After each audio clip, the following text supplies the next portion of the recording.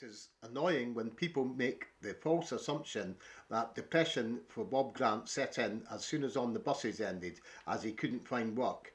All this is lazy thinking, erroneous, and does a great disservice to Bob's fine stage career. Bob Grant was active on stage when On the Buses ended in 1973.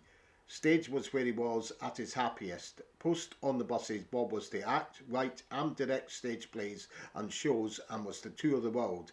He was also to record radio shows as well. It was only when his much loved stage work began to dry up in the mid 1980s that depression set in. In interviews that I have that Bob gave on radio in the late 1970s and early 1980s, he was in fine form, happy and looking forward with relish to the future.